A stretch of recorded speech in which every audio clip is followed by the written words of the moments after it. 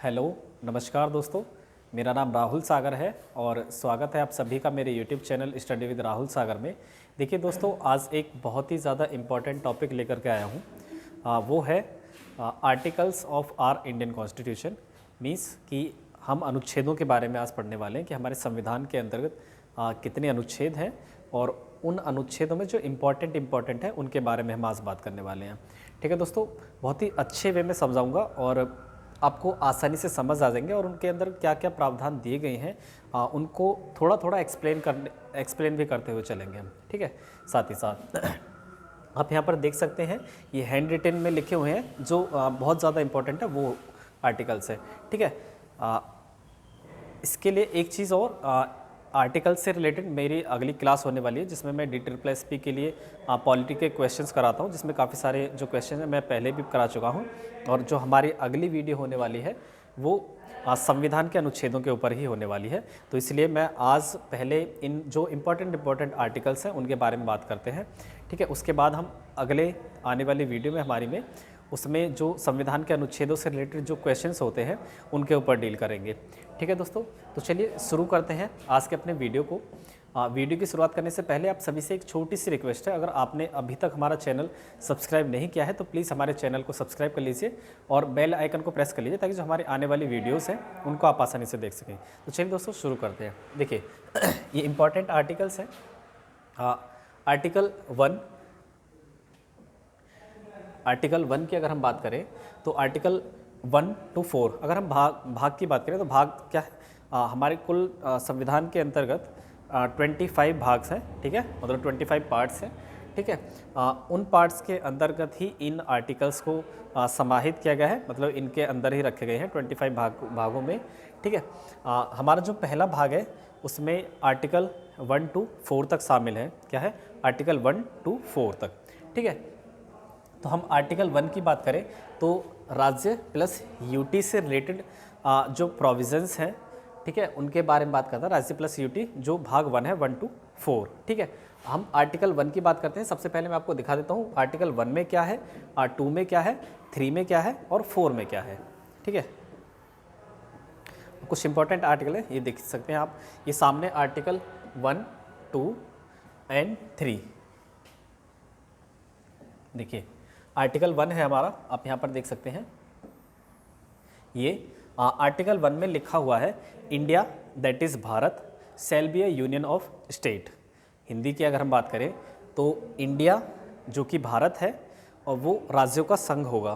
तो ये जो चीज़ आप देख सकते हैं वो आर्टिकल 1 में लिखी हुई है। क्या है, India that is Bharat shall be A union of state. ठीक है, आर्टिकल 2 की बात करें तो आर्टिकल 2 करता है बात admission of new states. Means अगर कोई नया राज्य का गठन होता है, कोई नया राज्य बनता है किसी राज्य में से या फिर किसी भी तरीके से कोई राज्य बनता है तो admission of new state article 2 के अंदर आता है। ठीक है, आर्टिकल 3 की अगर हम बात करें तो आर्टिकल 3 के अंदर changes in areas boundaries and names of states. Means कि अगर किसी स्टेट के एरिया में कोई चेंज होता है, ठीक है, या फिर उसकी बाउंड्रीज़ में कोई चेंज होता है, बाउंड्रीज़ मतलब कि सीमाओं में अगर कोई चेंज होता है, ठीक है, या फिर उसके नेम में कोई चेंज होता है तो उससे रिलेटेड जो हमारा आर्टिकल है वो है आर्टिकल 3। ठीक है, तो आर्टिकल 3 हो गया। आर्टिकल 1 इंडिया, जिसमें लिखा हुआ है India that is Bharat shall be A union of states. ठीक है, और सेकंड की बात करें आर्टिकल 2 कहता है एडमिशन ऑफ न्यू स्टेट्स के बारे में बात करता है। आर्टिकल जो 3 है हमारा, आर्टिकल 3 बात करता है changes in areas boundaries and the name of states. ठीक है, चलिए ये 3 आर्टिकल्स हो गए जो इम्पोर्टेंट हैं। देखिए फिर मैंने आपको बताया कि भाग 1 में आर्टिकल 1 to 4 तक शामिल है। फिर उसके बाद हमारा भाग 2 स्टार्ट होता है जो किससे रिलेटेड है, सिटीजनशिप। हिंदी की अगर बात करें तो नागरिकता से संबंधित जो प्रावधान है, जो आर्टिकल्स हैं वो भाग 2 में दिए गए हैं। ठीक है, आप देख सकते हैं यहाँ पर। देखिए 5 to 11 जो है, एक सेकेंड, देखिए आर्टिकल 5 to 11 जो है वो, इसमें आर्टिकल 5 से लेकर के जो आर्टिकल 11 तक है उसमें नागरिकता संबंधी प्रावधान दिए गए हैं। ठीक है, तो ये 5 to 11 जो आर्टिकल्स है वो नागरिकता से जुड़े हुए हैं, सिटीजनशिप से जुड़े हुए हैं। ठीक है, सबसे इम्पॉर्टेंट है आर्टिकल 14 जो बात करता है विधि के समक्ष समता, क्या विधि के समक्ष समता की बात करता है, ठीक है। उसके बाद आर्टिकल जो 17 है, आर्टिकल जो 17 है वो बात करता है अस्पृश्यता का अंत, मीन्स की अबॉलिशन ऑफ अनटचेबिलिटी। अनटचेबिलिटी का मतलब है कि अस्पृश्यता, जैसे कि छुआछूत के आधार पर लोगों के साथ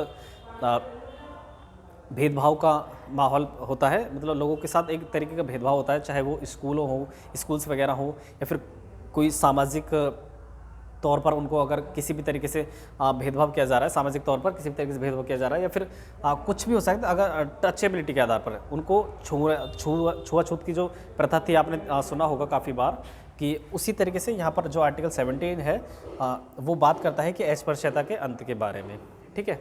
तो छुआछूत के अंत के बारे में हमारा आर्टिकल 17 बात करता है। आर्टिकल 18 की बात करें तो वो बात करता है उपाधियों के अंत की, किसकी, उपाधियों के अंत की। देखिए उपाधियों का अंत, जैसे आपने पहले देखा होगा कि राजा एक उपाधि हुआ करती थी और सबसे बड़ी उपाधि हुआ करती थी। जब हमारे देश पर या फिर कहीं और के भी कंट्रीज़ हुआ करती, तो उन पर जब राजतंत्र हुआ करता था तो राजा जो होता था वो एक बड़ी उपाधि हुआ करती थी, ठीक है। फिर उसके बाद उसके मंत्री परिषद वगैरह हुआ करते थे, ठीक है। तो ये क्या थी, ये एक तरीके की उपाधि थी जिनको कुछ विशेष अधिकार मिले हुए थे, कुछ स्पेशल राइट्स थे, ठीक है। तो जो हमारा आर्टिकल 18 है वो बात करता है उपाधियों के अंत की। उपाधियों का मतलब किसी भी तरह की कोई भी उपाधि किसी भी भारतीय नागरिक को नहीं दी जाएगी, ठीक है, जिससे कि उस व्यक्ति को किसी भी तरीके का स्पेशल दर्जा दिया जाता हो, ठीक है ना। तो ये आर्टिकल जो 18 है वो उपाधियों के अंत की ही बात करता है। इससे रिलेटेड एक जो केस था वो पद्म पुरस्कारों से रिलेटेड था, इस उपाधियों के अंत से जुड़ा हुआ ही था, जिसमें कुछ दिनों के लिए पद्म पुरस्कार जो हुआ करते हैं उनको बंद कर दिया गया था, क्योंकि उन पद्म पुरस्कारों को इस आर्टिकल 18 का वायलेशन माना गया था, ठीक है। फिर कुछ समय के बाद सुप्रीम कोर्ट के द्वारा ये कहा गया कि जो उपाधियों का अंत है, जो पद्म पुरस्कार हैं वो उपाधियों के अंत का जो आर्टिकल है उसका वायलेशन नहीं करता, क्योंकि उपाधियां अलग होती हैं और सम्मान एक अलग चीज़ है, ठीक है। तो फिर उसके बाद क्या हुआ, जब ये चीज़ सुप्रीम कोर्ट के द्वारा कही गई तो फिर से पद्म पुरस्कारों को दिया जाने लगा एक सम्मान के तौर पर, ठीक है। सम्मान अलग, उपाधि अलग, इस तरीके की जो एक्सप्लेनेशन थी वो सुप्रीम कोर्ट के द्वारा दी गई, ठीक है। उसके बाद हमारा सबसे इम्पॉर्टेंट है one of the important article है आर्टिकल 9 सेक्शन ए सबसेक्शन ए, ठीक है, जिसमें विचार एवं अभिव्यक्ति की स्वतंत्रता की बात करता है, ठीक है। Right to freedom of speech and expression, इसी के अंदर ही आर्टिकल 19 के अंदर ही प्रेस की स्वतंत्रता आ जाती है, ठीक है, बोलने की स्वतंत्रता आ जाती है, और चुप रहने की स्वतंत्रता या अधिकार वो भी आ जाता है, ठीक है। अभी थोड़ा आगे चल करके हम क्या पढ़ेंगे, जो हमारे फंडामेंटल राइट्स हैं, ये जो सारी चीज़ें चल रही हैं 12 से लेकर के आर्टिकल 12 से लेकर के 35 जो है हमारा फंडामेंटल राइट के बारे में बात करते हैं। आर्टिकल 12 से लेकर के जो 35 है उसमें हमारे फंडामेंटल राइट्स दिए गए हैं, ठीक है। सबसे पहले हम यहाँ पर देख लेते हैं कि क्या क्या चीज़ें हैं, ठीक है। उसके बाद हम आर्टिकल 21 की बात करें तो प्राण एवं दैहिक स्वतंत्रता का अधिकार आर्टिकल 21 में दिया गया है। अगर हम इंग्लिश की बात करें तो राइट टू लाइफ बोल सकते हैं, ठीक है। उसके बाद आर्टिकल 21A जो बात करता है राइट टू एजुकेशन की, ठीक है, किसकी, शिक्षा के अधिकार की बात करता है आर्टिकल 21A। 24 की बात करें तो ये शोषण के विरुद्ध अधिकार है, क्या है, शोषण के विरुद्ध अधिकार है, राइट टू अगेंस्ट एक्सप्लॉयटेशन, ठीक है। तो इसमें क्या होता है, आपने देखा होगा कि एक कानून आया था कि 14 वर्ष से नीचे के बच्चों को किसी भी कारखाने में जहाँ पर ज़्यादा जाति में जब बच्चे लोग काम करते थे, ज़्यादा हानिकारक कारखानों में जिनसे कि उनकी त्वचा या फिर स्किन या फिर उनके हेल्थ इशू बढ़ जाते थे, तो उनसे बचाव करता है हमारा आर्टिकल 24, ठीक है। तो ये शोषण के विरुद्ध अधिकार है। उसके बाद हमारा जो आर्टिकल 25 है वो क्या कहता है, धार्मिक स्वतंत्रता या फिर अंतःकरण की स्वतंत्रता। धार्मिक स्वतंत्रता का मतलब है कि किसी भी व्यक्ति को अपने धर्म का प्रचार प्रसार और अपने तरीके से मानने का अधिकार है, बशर्ते वो किसी व्यक्ति की फ्रीडम फ्रीडम को ना छीने, ठीक है, मतलब उसकी किसी दूसरे व्यक्ति की फ्रीडम का वायलेशन ना करे, ठीक है, और साथ ही साथ जो हमारे कॉन्स्टिट्यूशंस हैं, जो हमारे कॉन्स्टिट्यूशन है उसके प्रोविजंस कोई भी अवहेलना ना करे, ठीक है। एक चीज़ और, धार्मिक स्वतंत्रता, कोई भी व्यक्ति किसी भी धर्म को अपना सकता है, ये बात भी कहता है, और फिर प्लस साथ ही साथ अपनी मर्जी से कोई भी व्यक्ति अपने धर्म को बदल भी सकता है, ठीक है, बशर्ते उसमें उसकी अपनी मर्जी होनी चाहिए, ना कि वो किसी के इंटरफेयर की वजह से, ठीक है ना। कोई अपने आप व्यक्ति धर्म बदल सकता है, लेकिन किसी व्यक्ति के द्वारा अगर दबाव में आकर के कोई व्यक्ति धर्म बदलता है तो उसके खिलाफ कार्यवाही हो सकती है, ठीक है। तो जिससे जो हमारा सेफ्टी प्रदान करता है वो है आर्टिकल 25, जो बात करता है धार्मिक स्वतंत्रता का अधिकार, ठीक है। उसके बाद हम बात करें आर्टिकल 32 की। जो आर्टिकल 32 है वो बहुत ज़्यादा इम्पॉर्टेंट है, क्योंकि आर्टिकल 32 कहता है कि संवैधानिक उपचारों का अधिकार, राइट टू कॉन्स्टिट्यूशनल रेमेडीज़, ठीक है। क्यों इस आर्टिकल को, जो आर्टिकल 32 है, इसको डॉक्टर BR अम्बेडकर, जिन्हें भारतीय संविधान का निर्माता कहा जाता है, उनके द्वारा इस आर्टिकल को संविधान की आत्मा की संज्ञा दी गई है। मीन्स कि इस आर्टिकल 32 को संविधान की आत्मा कहा गया है, किसके द्वारा? डॉक्टर BR अम्बेडकर जी के द्वारा, ठीक है। उसके बाद हम बात करें क्यों है, इसके बारे में हम अभी बात करेंगे। देखिए, मैं आपको पहले ना वो दिखा देता हूँ जो हमारे फंडामेंटल राइट्स हैं, ठीक है। देखिए, आप यहाँ पर देख सकते हैं जो हमारे फंडामेंटल राइट्स हैं वो आर्टिकल 12 से लेकर के 35 तक, इन आर्टिकल्स में हमारे फंडामेंटल राइट्स को शामिल किया गया है, ठीक है। टोटल हमारे जो फंडामेंटल राइट्स हैं, जो मौलिक अधिकार हैं, वो कुल 6 अधिकार हैं। पहले ये 7 अधिकार हुआ करते थे। जो हमारा 7वां अधिकार था वो था राइट टू प्रॉपर्टी, जिसको हटा करके अब एक लीगल राइट बना दिया गया है, ना कि फंडामेंटल राइट बना दिया गया है, ठीक है। तो अब फिलहाल जो है हमारे वो कुल 6 मौलिक अधिकार हैं, ठीक है, जो आप सामने देख सकते हैं। राइट टू इक्वेलिटी मीन्स की समानता का अधिकार, ठीक है। उसके बाद हमारा राइट टू फ्रीडम, स्वतंत्रता का अधिकार, राइट अगेंस्ट एक्सप्लॉयटेशन, शोषण के विरुद्ध अधिकार, राइट टू रिलीजियस फ्रीडम, धार्मिक स्वतंत्रता का अधिकार, कल्चरल एंड एजुकेशनल राइट्स, सांस्कृतिक एवं शैक्षिक अधिकार, और उसके बाद है हमारा 6ठा राइट टू कॉन्स्टिट्यूशनल रेमेडीज, ठीक है, कि संवैधानिक उपचारों का अधिकार, ठीक है। देखिए, आप यहाँ पर देख सकते हैं जो हमारा जो राइट टू इक्वेलिटी है वो आर्टिकल 14 से लेकर के 18 तक शामिल है, ठीक है। इसमें समानता के ऊपर ही बात की गई है, आर्टिकल 14 से लेकर के 18, जिसको मैं पहले आर्टिकल 14 में बता चुका हूँ कि राइट टू इक्वेलिटी के बारे में बात करता है, समानता का अधिकार के बारे में, ठीक है। राइट टू फ्रीडम की अगर हम बात करें, स्वतंत्रता का जो अधिकार है, जो मूल अधिकार है, वो आर्टिकल 19 से लेकर के 22 तक शामिल है, ठीक है। उसके बाद राइट अगेंस्ट एक्सप्लॉयटेशन की बात करें तो आर्टिकल 23 से लेकर के 24 तक right against exploitation fundamental right शामिल की गई हैं, ठीक है। उसके बाद जो हमारा है राइट टू रिलीजियस फ्रीडम, धार्मिक स्वतंत्रता का अधिकार, वो 25 से लेकर के 28 तक शामिल किए गए हैं, ठीक है। उसके बाद हमारा है कल्चरल एंड एजुकेशनल राइट्स, जो आर्टिकल 29 से लेकर के 30 तक शामिल किए गए हैं, ठीक है। उसके बाद राइट टू कॉन्स्टिट्यूशनल रेमेडीज़ 32 से लेकर के 35 तक शामिल किए गए हैं, ठीक है। तो ये 12 से 35 हो गए। अगर हम आर्टिकल 12 की बात करें तो इसमें क्या क्या है, मैंने देखिए, आप यहाँ देख सकते हैं जो फंडामेंटल राइट्स हैं वो आर्टिकल 14 से स्टार्ट होते हैं, लेकिन जो हमारा भाग कहता है 12 से 35 तक, जो हमारा भाग 3 है,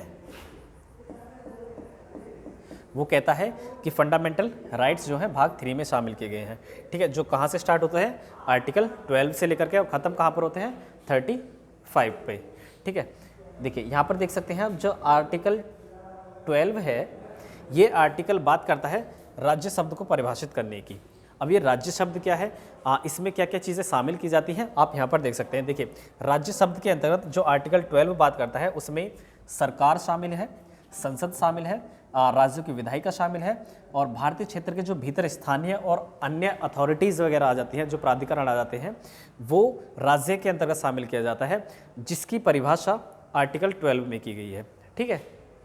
उसके बाद आर्टिकल 13 की बात करें, ये आर्टिकल 12 और 13 भी फंडामेंटल राइट्स में ही शामिल है, ठीक है, आप यहाँ पर देख सकते हैं, ठीक है। लेकिन राइट टू इक्वेलिटी स्टार्ट होता है आर्टिकल 14 से, और फंडामेंटल राइट्स कहाँ से स्टार्ट होते हैं? आर्टिकल 12 से, जिसमें राज्य शब्द को परिभाषित किया गया है। उसके बाद जो हमारा आर्टिकल 13 है वो बात करता है उन कानूनों से असंगत है जो मौलिक अधिकार से असंगत या उनके अल्पीकरण करने वाले कानून। देखिए, हाँ, आर्टिकल 13 में वो सभी कानून है, सपोज दैट कि अगर कोई ऐसा कानून है जो फंडामेंटल राइट्स के वायलेशन करता है, उनके अगेंस्ट में जाता है, तो उनसे रिलेटेड जो आर्टिकल जो सेफ्टी प्रदान करता है वो आर्टिकल 13 प्रदान करता है, ठीक है। तो ये हो गया आर्टिकल 13। देखिए, मैंने आपको बताया कि article 39 1A article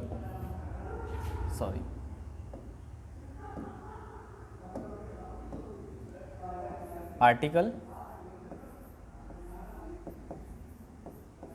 19 1 subsection A अगर हम बात करें तो इसी के आर्टिकल 19 में क्या है? द फ्रीडम की बात की जाती है, राइट टू फ्रीडम, ठीक है, जिसमें चुप रहने का अधिकार शामिल है, बोलने का अधिकार भी शामिल है, प्रेस की स्वतंत्रता की बात भी आर्टिकल 19 में ही की गई है, ठीक है। उसके बाद जो हमारा आर्टिकल 23 है उसमें बेगार प्रथा, मानव अंगों की तस्करी पर रोक जो लगाता है वो आर्टिकल 23 ही लगाता है, ठीक है। तो ये हो गए हमारे आर्टिकल 23 तक। उसके बाद देखिए आर्टिकल 32 को समझ लीजिए, ये क्या है? आर्टिकल 32 को क्यों डॉक्टर BR अम्बेडकर जी के द्वारा भारतीय संविधान की आत्मा कहा गया है? इस चीज़ को आप समझिए कि ये जो आर्टिकल 32 है ये क्या कहता है? संवैधानिक उपचारों का अधिकार। देखिए, अगर आपके फंडामेंटल राइट का वायलेशन होता है, मैंने आपको जो ऊपर फंडामेंटल राइट बताए हैं जिसमें right to equality, freedom, exploitation, धार्मिक स्वतंत्रता, ये सारी चीज़ें हैं, उनका अगर वायलेशन होता है तो आप सीधे सुप्रीम कोर्ट में जा सकते हैं। अगर आपके फंडामेंटल राइट्स का वायलेशन होता है तो आप सीधे कहाँ जा सकते हैं? सुप्रीम कोर्ट में, ठीक है।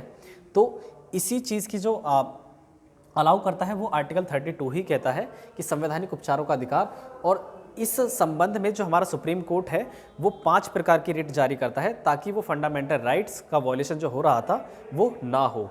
वो 5 प्रकार की रिट कौन कौन सी है? बंदी प्रत्यक्षीकरण, परमादेश, अधिकार प्रक्षा, उत्प्रेषण और प्रतिषेध, ठीक है। ये तो हो गई हिंदी में। उसके बाद जो हमारी इंग्लिश में है, बंदी प्रत्यक्षीकरण को हेबियस कॉर्पस कहा जाता है, ठीक है। परमादेश को मैंडेमस कहा जाता है, अधिकार प्रक्षा को क्वे वारंटो कहा जाता है, और उत्प्रेषण को स्रेटियोरेरी कहा जाता है, और प्रतिषेध की बात करें तो इसे प्रोहिबिशन कहा जाता है, ठीक है। ये मैंने आपको रेटी भी बता दी, आर्टिकल 32 क्या है उसके बारे में बात कर ली। अब चलते हैं हम वहीं पर जहाँ से आए थे। आप देख सकते हैं यहाँ पर हम कहाँ, आर्टिकल 32 तक हमने समझ लिया था कि संवैधानिक उपचारों का अधिकार, जिसे हम अभी पढ़काएं कि सुप्रीम कोर्ट 5 प्रकार की रिट जारी करता है अगर उस फंडामेंटल राइट से जुड़ा हुआ कोई मामला सुप्रीम कोर्ट में जाता है तो, ठीक है। उसके बाद हमारा जो आर्टिकल 37 है वो किससे रिलेटेड बात करता है? देखिए, DPSP अप्रवर्तनीय, ये DPSP अप्रवर्तनीय, DPSP मीन्स राज्य के नीति निर्देशक तत्व, DPSP की फुल फॉर्म है directive principles of state policy, ठीक है। ये अप्रवर्तनीय शब्द क्या है? ये न्यायालय में प्रवर्तनीय नहीं है। न्यायालय में प्रवर्तनीय का मतलब है कि सपोज दैट मैंने आपको अभी बताया ना कि जो मूल अधिकार होते हैं, हमारे फंडामेंटल राइट होते हैं, अगर उनका वायलेशन होता है तो हम सीधे सीधे कहाँ पर जा सकते हैं? सुप्रीम कोर्ट में जा सकते हैं। लेकिन अगर DPSP का वायलेशन होता है तो हम न्यायालय में न्यायालय में नहीं जा सकते, ठीक है। क्या है? इसीलिए हम कहते हैं कि DPSP जो है वो न्यायालय में अप्रवर्तनीय है, ठीक है। इनके संबंध में मुकदमा दर्ज नहीं कराया जा सकता, सिंपल सी लैंग्वेज में अगर आप समझें तो। आर्टिकल 38 की बात करें तो आर्टिकल 38 बात करता है लोक कल्याणकारी राज्य से रिलेटेड, ठीक है। आर्टिकल जो 39A है वो फ्री लीगल एड की बात करता है। किसकी बात करता है? फ्री लीगल एड मीन्स निःशुल्क विधिक सहायता, ठीक है। आर्टिकल 14 की बात करें तो वो ग्राम पंचायतों के गठन से रिलेटेड है, ठीक है। और आर्टिकल जो 41 है वो काम करने का अधिकार इसमें दिया गया है। उसके बाद हमारा आर्टिकल 44 है समान नागरिक संहिता से रिलेटेड, मीन्स की यूनिफॉर्म सिविल कोड। आर्टिकल 47 है पोषण के अधिकार से जुड़ा हुआ, मीन्स की राइट टू न्यूट्रिशन। ठीक है, उसके बाद हमारा जो आर्टिकल 50 है वो है कार्यपालिका और न्यायपालिका का पृथक्करण। ठीक है, कार्यपालिका और न्यायपालिका की जो शक्तियों का पृथक्करण है वो आर्टिकल 50 बात करता है इससे रिलेटेड। ठीक है, आर्टिकल 51 की बात करें तो इसमें भारत की विदेश नीति और अंतर्राष्ट्रीय शांति से रिलेटेड जो प्रावधान है वो है हमारा आर्टिकल 51। ठीक है, क्या है, इंटरनेशनल पीस से जुड़ा हुआ जो आर्टिकल है हमारा वो है आर्टिकल 51। ठीक है, उसके बाद हम बात करें आगे तो आर्टिकल 51A क्या है, आर्टिकल 51A जो बात करता है फंडामेंटल ड्यूटीज़ की। किसकी, फंडामेंटल ड्यूटीज़ की बात करता है। देखिए फंडामेंटल ड्यूटीज़ के बारे में मैंने आपको पहले भी वीडियोस में बता चुका हूँ कि जो हमारी फंडामेंटल ड्यूटीज़ थी वो मूल संविधान में नहीं थी।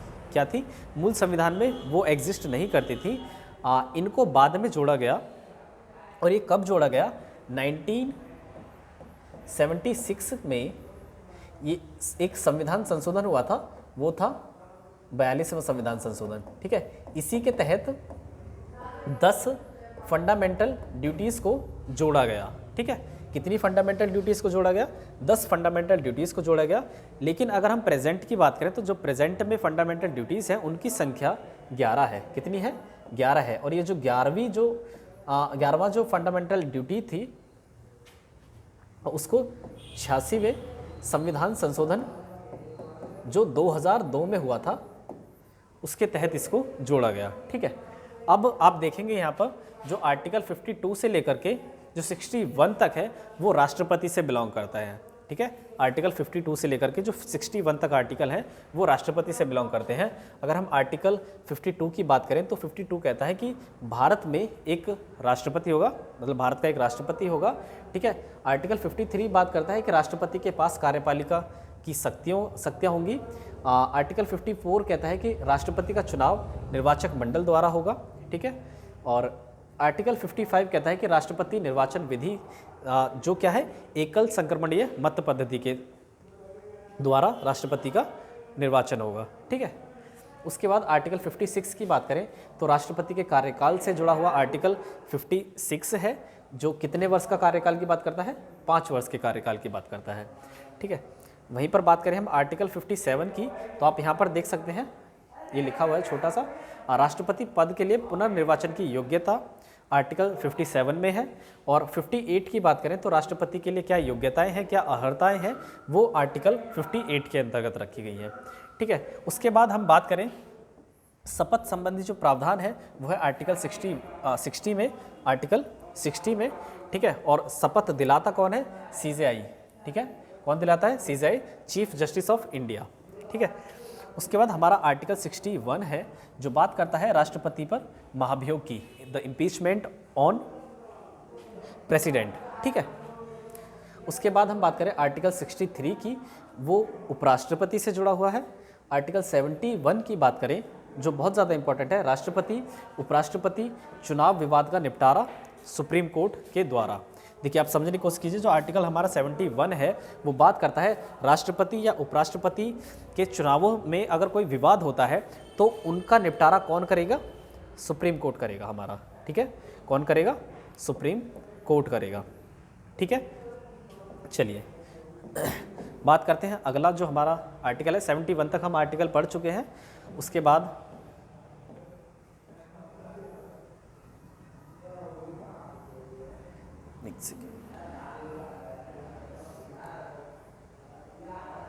आर्टिकल 79, देखिए आप यहाँ पर देखिए आर्टिकल 79, 80 और 81 ये तीनों को एक साथ आप याद कर सकते हैं जोड़ करके। ठीक है, क्यों, क्योंकि देखिए हमारी संसद के बारे में बात करते हैं। आर्टिकल 79, ठीक है, क्या है, आर्टिकल जो 79 है वो संसद से जुड़ा हुआ है। संसद क्या है हमारी, संसद 3 अंगों से मिलकर के बनती है, लोकसभा, राज्यसभा और राष्ट्रपति। ठीक है, ये तीनों मिलकर के क्या बनाते हैं, संसद बनाते हैं। और आर्टिकल 80 की बात करें तो वो राज्यसभा से जुड़ा हुआ है। आर्टिकल 81 की बात करें तो वो लोकसभा से जुड़ा हुआ है। ठीक है, आर्टिकल है। तो आर्टिकल 79 संसद, आर्टिकल 80 राज्यसभा, आर्टिकल 81 लोकसभा। ठीक है, उसके बाद हम बात करें आर्टिकल 72। देखिए आर्टिकल 72 की अगर हम बात करें तो ये राष्ट्रपति के पास क्षमादान की शक्ति से जुड़ा हुआ है। मीन्स आर्टिकल 72 बात करता है कि राष्ट्रपति के पास क्षमादान की शक्ति होगी। राष्ट्रपति के पास दो मेन ये क्षमादान की शक्ति होती है। एक तो होती है वो किसी के मृत्यु दंड को रोक सकता है, ठीक है, क्या वो मृत्यु दंड को रोक सकता है और मार्शल लॉ पर भी रोक लगा सकता है। ये इंपॉर्टेंट ये क्षमादान की शक्ति है किसकी, राष्ट्रपति की। ठीक है, उसके बाद हम बात करें जो हमारा आर्टिकल 76 है, क्या है हमारा जो आर्टिकल 76 है वो बात करता है अटॉर्नी जनरल ऑफ इंडिया की, मीन्स महान्यायवादी की। क्या है, अटॉर्नी जनरल ऑफ इंडिया क्या है, जिसे हिंदी में महान्यायवादी कहते हैं। और ये अटॉर्नी जनरल ऑफ इंडिया जो होता है वो भारत सरकार का सबसे बड़ा वकील होता है। क्या होता है, ये attorney general of India Bharat सरकार का सबसे बड़ा वकील होता है। ठीक है, उसके बाद है हमारा सबसे जो एक और इम्पॉर्टेंट आर्टिकल है वो है 108, मतलब कि 108वां संविधान का आर्टिकल, अनुच्छेद, वो है जॉइंट सिटिंग से रिलेटेड। क्या है, जॉइंट सिटिंग से रिलेटेड, संयुक्त बैठक से रिलेटेड।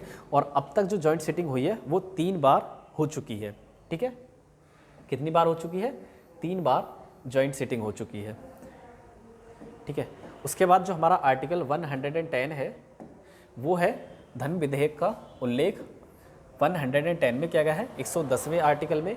112वां जो आर्टिकल है वो बजट से रिलेटेड है। 123वां जो आर्टिकल है वो राष्ट्रपति द्वारा अध्यादेश की बात करता है। क्या, राष्ट्रपति द्वारा अध्यादेश जारी करने की जो शक्ति है वो आर्टिकल 123 में दी गई है।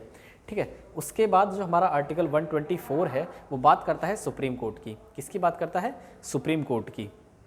देखिए बहुत ज़्यादा इंपॉर्टेंट ये सारे आर्टिकल्स हैं, ये जितने भी आर्टिकल्स लिखे हुए हैं आप आसानी से समझ जाओगे और ये याद भी आपको आसानी से हो जाएगा अगर आप एक बार इनको देख लोगे, समझ लोगे कि कौन सा आर्टिकल कहाँ पे जुड़ा हुआ है और कौन किस। जैसे मैंने आपको बताया कि 52 से लेकर के 61 तक जो आर्टिकल्स हैं वो किससे जुड़े हुए हैं, राष्ट्रपति से जुड़े हुए हैं, तो आप उनको पहले याद कर लीजिए।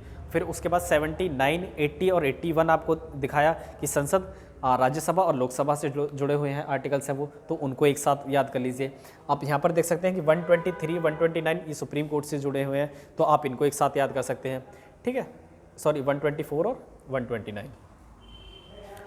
उसके बाद जो हमारा 129 है वो बात करता है कि सुप्रीम कोर्ट एक अभिलेख न्यायालय होगा। उसके बाद 143 है राष्ट्रपति सुप्रीम कोर्ट से परामर्श देना और लेना। देखिए राष्ट्रपति के पास 143 आर्टिकल के तहत ये अधिकार होता है कि वो किसी भी मुद्दे को लेकर के राष्ट्रपति सुप्रीम कोर्ट से सलाह ले सकता है। क्या ले सकता है, वैधानिक सलाह ले सकता है। ठीक है, उसके बाद जो हमारा आर्टिकल 148 है जो बात करता है कंट्रोलर एंड ऑडिटर जनरल की। ठीक है, क्या है, कंट्रोलर एंड ऑडिटर जनरल की। ठीक है, उसके बाद जो हमारा आर्टिकल 153 है वो बात करता है गवर्नर की। किसके बारे में, गवर्नर, राज्यपाल। उसके बाद हमारा आर्टिकल 161 है जो राज्यपाल की क्षमादान की शक्तियों से जुड़ा हुआ है। अब मैंने आपको अभी बताया कि राष्ट्रपति के पास 2 तरह की स्पेशल क्षमादान की शक्ति होती है, जिनमें एक होता है मृत्यु दंड को वो रोक सकता है, लेकिन ये शक्ति राज्यपाल के पास नहीं होती।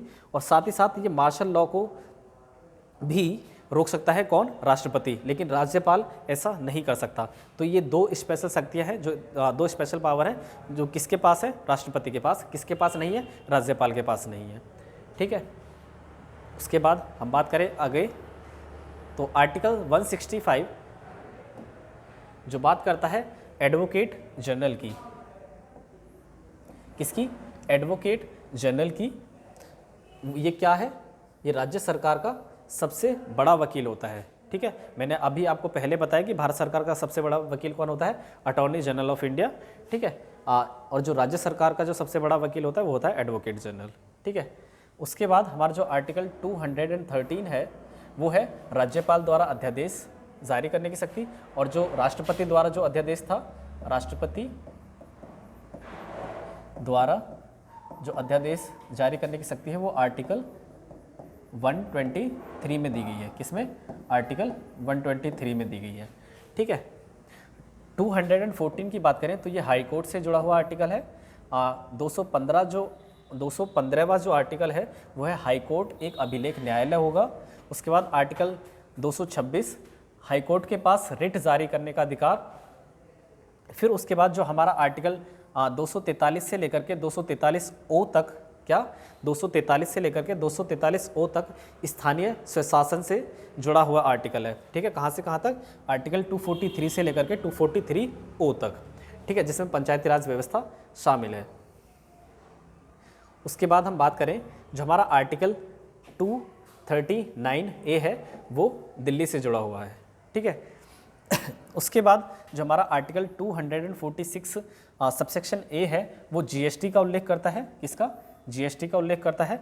और जो हमारा आर्टिकल 263 है वो इंटर स्टेट काउंसिल की बात करता है। किसकी? अंतर्राज्य परिषद। ठीक है, ये 263 हो गया।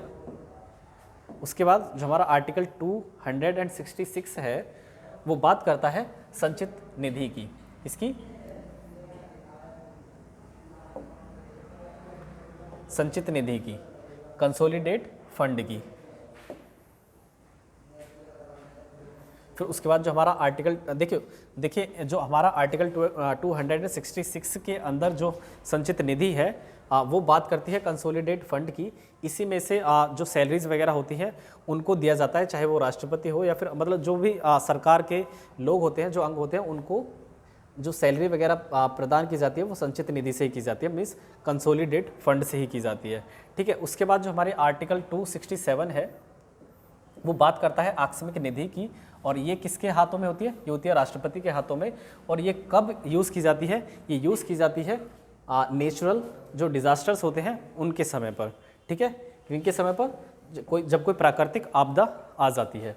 ठीक है, उसके बाद जो हमारा आर्टिकल 280 है, जो हमारा आर्टिकल 280 है वो बात करता है फाइनेंस कमीशन की। जो हमारा आर्टिकल 300 ए है वो बात करता है संपत्ति के अधिकार की। मैंने आपको बताया कि जो हमारा फंडामेंटल राइट, जो 7वां फंडामेंटल राइट था वो पहले 7 थे, जिसको निकाल करके जो हमारा फंडामेंटल राइट संपत्ति का अधिकार था उसको निकाल करके आर्टिकल 300 ए के अंतर्गत रखा गया। और ये संविधान संशोधन हुआ था 44वां। कौन सा? 44वां संविधान संशोधन हुआ था, जिसके तहत इस फंडामेंटल राइट को, द राइट टू प्रॉपर्टी को क्या बना दिया गया? एक लीगल राइट बना दिया गया। क्या?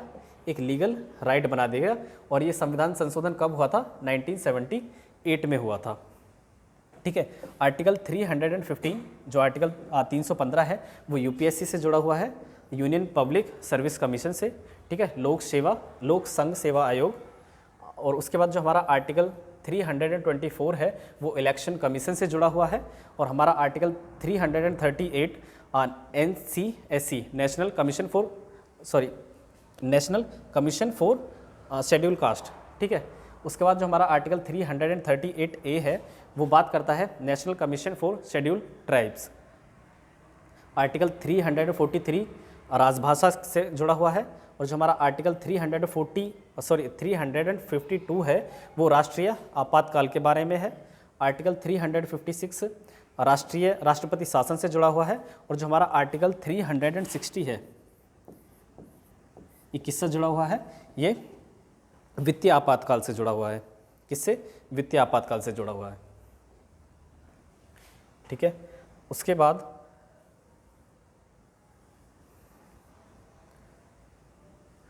जो हमारा आर्टिकल 368 है इसमें संविधान संशोधन के उल्लेख जो है वो आर्टिकल 368 के अंदर है। और जो हमारा आर्टिकल 370 है जिसको फिलहाल में हटा दिया गया है, जिसका कुछ हिस्सा हटा दिया गया है, जो जम्मू कश्मीर पर लागू होता था, वो आर्टिकल 370 है। ठीक है, ये हो गए हमारे कुछ इंपॉर्टेंट आर्टिकल्स। शुरू में आप देख सकते हैं यहाँ पर ये सारे जितने भी इम्पोर्टेंट थे और उनसे कुछ इम्पॉर्टेंट जो इन्फॉर्मेशन थी, जैसे फंडामेंटल राइट क्या है और उनमें एक इम्पॉर्टेंट आ जाता है कि आर्टिकल 32 क्या है। ठीक है, उसके बाद जो भी इम्पोर्टेंट होते थे वो सारे कवर हो चुके हैं हमारे। ठीक है दोस्तों, तो यही थी हमारी आज की वीडियो। आई होप आपको वीडियो पसंद आई होगी। अगर वीडियो पसंद आई तो प्लीज़ वीडियो को लाइक, शेयर और हमारे चैनल को भी सब्सक्राइब कर दीजिए ताकि जो हमारी आने वाली वीडियोस हैं उनको आप आसानी से देख सकें। तो चलिए दोस्तों, थैंक्स फॉर वॉचिंग।